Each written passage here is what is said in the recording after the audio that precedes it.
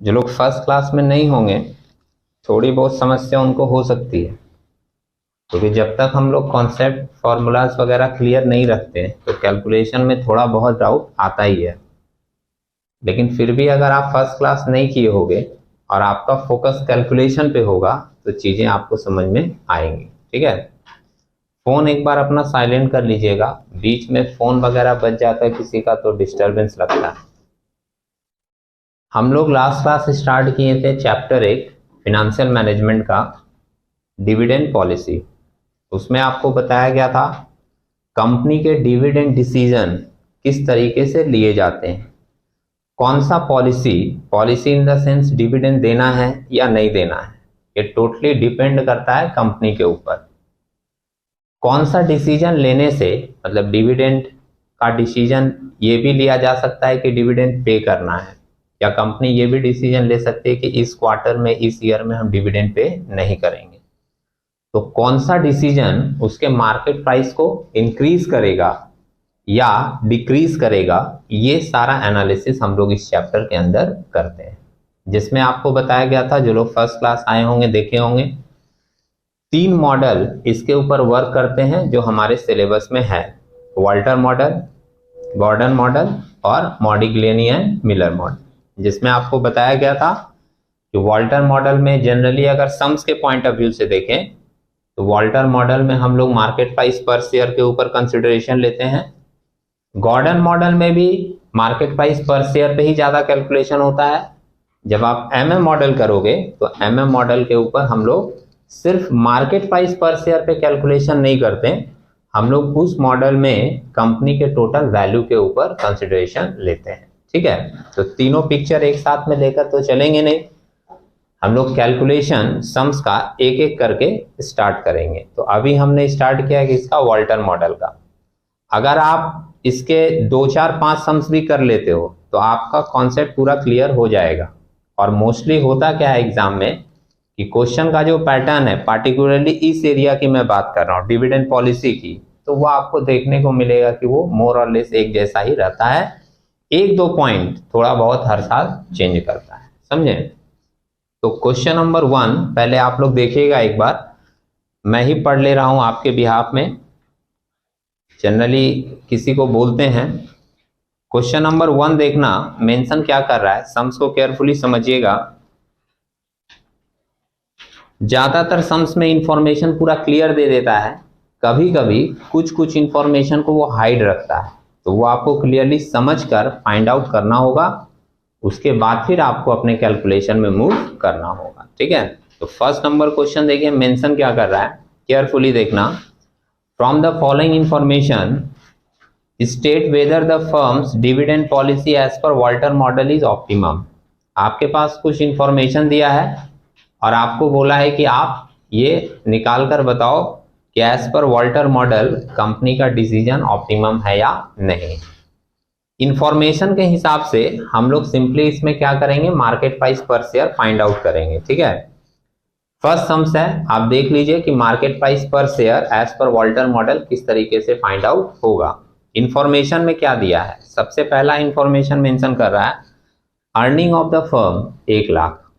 ठीक है, dividend paid 75,000, dividend दिया है कंपनी कितना, 75,000। जो लोग फर्स्ट क्लास में थे, फॉर्मूलाज माइंड में आ रहा होगा, तो उसमें हम लोग टोटल वैल्यू नहीं लेते हैं, फॉर्मूलाज में हम लोग पर शेयर का वैल्यू लेते हैं। और सम्स में मेरा वैल्यू क्या दे रहा, पूरा, जैसे वो पूरा अर्निंग दे दिया 1 लाख, लेकिन हमको कैलकुलेशन में लेना पड़ता अर्निंग पर शेयर, तो निकालना होगा। सम्स में पूरा वैल्यू दे दिया, डिविडेंड पेड 75,000, लेकिन आप फॉर्मूलाज पढ़े हो, आपको पता है कि वहां पर हम लोग डिविडेंड का फुल वैल्यू नहीं लेते, डिविडेंड पर शेयर लेते हैं। तो फुल वैल्यू दिया है, पर शेयर का हम लोग क्या करेंगे, निकाल लेंगे। तीसरा इंफॉर्मेशन दिया है नंबर ऑफ शेयर्स, ये काम में आएगा पर शेयर निकालने का। पर शेयर की फेस वैल्यू दी हुई है 10 रुपए की, दिख रहा है, एक शेयर का कितना वैल्यू है, 10 रुपया। और लास्ट में दिया price earning ratio, price earning ratio को हम लोग यूज करते हैं cost of capital find out करने के लिए। ठीक है, प्राइस अर्निंग रेशियो कितना दिया है, 8। अब ये इंफॉर्मेशन को लेकर हम लोग मार्केट प्राइस फाइंड आउट कर रहे हैं, देखिएगा एक बार। वाल्टर मॉडल में मार्केट प्राइस का फॉर्मूला क्या दिया हुआ था, P0 जो हमारा इंडिकेट करेगा मार्केट प्राइस पर शेयर, ठीक है। D हमारा इंडिकेट करेगा dividend per share. Dividend per share कैसे निकाल रहे हैं, सिंपल थॉट है, कोई फॉर्मूला नहीं है, ये सिंपल थॉट पे है कि डिविडेंड पेड कितना किया 75,000, नंबर ऑफ शेयर्स कितना दिया हुआ है 50,000, तो एक शेयर का डिविडेंड कितना होगा। समझ रहे हैं मेरी बात। जैसे जो बच्चे कॉन्सेप्ट जानते हैं ना वो ठीक एप्लीकेशन कर लेते हैं, और कुछ इस तरीके के थॉट में चलते हैं कि नहीं मेरे को फॉर्मूला पता होना चाहिए, उसके बेस पर हम करेंगे। तो दोनों ही चीजें आपके पास है। अगर आप कॉन्सेप्चुअली पढ़ रहे हो तो सिंपली सोचो 75,000 डिविडेंड पेड हुआ और नंबर ऑफ शेयर्स कितना है 50,000, डिवाइड कर देंगे तो एक शेयर का आ जाएगा। और जो बच्चा कॉन्सेप्ट ऐसे नहीं समझता, फॉर्मूला देख लीजिए, फॉर्मूला क्या लिख दिए, dividend paid divided by number of shares, 75,000 divided by 50,000, एक शेयर का कितना आ गया ₹1.50। आर इक्वल टू इंडिकेट करेगा हमारा रेट ऑफ रिटर्न। तो रेट ऑफ रिटर्न कैसे निकाले हैं, इसके लिए एक फॉर्मूला यूज किया, earning divided by total value. Earning आपका कितना सम्स में दिया था 1 लाख, टोटल वैल्यू फर्म का कितना है, लिखे हैं 50,000 इंटू 10। कैसे, सम्स में नंबर ऑफ शेयर दिया था 50,000 और एक शेयर का दाम कितना था 10 रुपया, तो कंपनी का टोटल वैल्यू कितना होगा 5 लाख। लिख दिए 50,000 इंटू 10, तो 1 लाख डिवाइडेड बाई 5 लाख आप करोगे, आपको रेट ऑफ रिटर्न मिल जाएगा कितना 0.2। किसी ने कहा सर ये फॉर्मूला नहीं समझ में आया, इसका कॉन्सेप्ट, तो आप इसके कॉन्सेप्ट भी जानते हो, आप मन में सोच के देख लो। जैसे आप क्लास 12 का एग्जाम दिए थे, सपोज करो आपका 10 पेपर था 100 नंबर का, तो कितने के हो गए 1000 के, उसमें से आपने पाए 800 नंबर, कितना परसेंट पाया। मैंने कहा 1000 का पेपर है और तुम पाए 800 नंबर, तो ज्यादा सम्मान हो गया। पीछे में 2 लोग सोच रहे हैं कि इतना तो ज्यादा, एग्जाम्पल है, अपने ऊपर मत लेना। 1000 में तुम कितना नंबर पाए 800, ठीक है। मैंने पूछा कितना परसेंट है, फटाक से एक लड़का बोल दिया 80%। प्रश्न ये है कि ये एक स्ट्रेट फिगर था तो तुम 80% बोल दिए।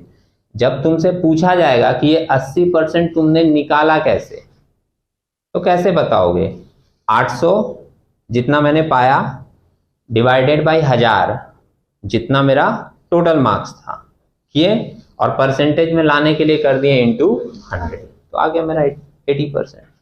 इंटू 100 नहीं करते तो फिगर आपको पॉइंट में मिलता 0.8, तो वो भी तो इंडिकेट करता है कितना 80%। समझ रहे हैं मेरी बात। तो कॉन्सेप्ट यहां पर भी वर्क कर रहा है कि रेट ऑफ रिटर्न आपने कितना परसेंट कमाया, तो मेरी कमाई कितनी है 1 लाख, और बिजनेस का टोटल लगा हुआ पैसा कितना है 5 लाख। 1 लाख जो मैंने कमाया डिवाइडेड बाई 5 लाख जो मैंने लगाया, मेरा रिटर्न आ गया कितना 20%। हाँ, के ही इंडिकेट कर रहा है मेरा कॉस्ट ऑफ कैपिटल। ये एरिया आपके लिए नया हो सकता है, तो इसके लिए हमने फॉर्मूला क्या दिया, 1 divided by price earning ratio. Price earning ratio sums में दिया है कितना 8, तो 1/8 किए तो कितना लिखे 0.125, के ही आ गया। और ई हमारा इंडिकेट कर रहा है earning per share. Earning per share क्या इंडिकेट करेगा, earning divided by number of share. 1 lakh आपका अर्निंग है दिया है सम्स में, और नंबर ऑफ शेयर्स कितना है 50,000 शेयर्स, तो एक शेयर पे कितना कमाई हो रहा है 2 रुपए का, निकल गया सब कुछ। अभी अगर सारी चीजें आपको मिल गई तो आप simply market price per share निकाल सकते हो। डी 1.5 है, आर है 0.2, के है 0.125, ई निकला मेरा 2 रुपया और डी है 1.5 डिवाइडेड बाई के 0.125। इसको सॉल्व करके देखिए, कैलकुलेशन करके हमको कितना फिगर मिला 18 रुपया 40 पैसा। मतलब कंपनी की अगर ये डेटा है तो कंपनी का मार्केट प्राइस अभी कितना चल रहा है 18 रुपया 40। ठीक है, तो ये कैलकुलेशन जो है वो सिंपल है। कभी कभी तो ऐसा भी होगा कि ये जो छोटी छोटी चीजें हम लोगों ने निकाली है वो सम्स में डायरेक्ट ही दे देगा। समझ रहे हैं, आपका कॉन्सेप्ट थोड़ा क्लियर होना चाहिए, आप सिंपली कैलकुलेशन कर लोगे। और एक लास्ट बात मैं बता दूं, जैसे फॉर्मूला में जो भी यहाँ पे टर्म मैंने यूज किया है, इन जनरल ये टर्म यूज होता है, लेकिन जो भी आप यहाँ पे लिखोगे फॉर्मूला में उसका पूरा डिटेल इधर में मेंशन करोगे, पूरा लिख के समझ रहे हैं? क्योंकि अगर नोटिफिकेशन में शॉर्ट वर्ड कोई दूसरा पर्सन दूसरा लेगा तो वो भी मेंशन करेगा कि मैंने वो जो शॉर्ट वर्ड उधर लिया है फॉर्मूला में उसका मीनिंग क्या है। अगर आप ये पूरा डिटेल नहीं लिखकर डायरेक्ट फॉर्मूला लिखकर बिठा दिए, आपको मार्क्स मिलने की संभावना बहुत कम है। समझ रहे हैं? क्योंकि ये सिंपल सा थॉट उठेगा कि कहाँ से उठा के लिख दिए, इसलिए पूरा डिटेल लिखोगे। ठीक है, ओके। तो कैलकुलेशन समझ आया होगा। फिर भी अगर कोई डाउट है तो 1 मिनट समय आपके पास, देख लीजिए, उसके बाद फिर आप हमसे एक बार पूछ लीजिए, रिपीट कर देंगे, उसके बाद हम लोग क्वेश्चन नंबर 2 में मूव करेंगे। ठीक है, ओके।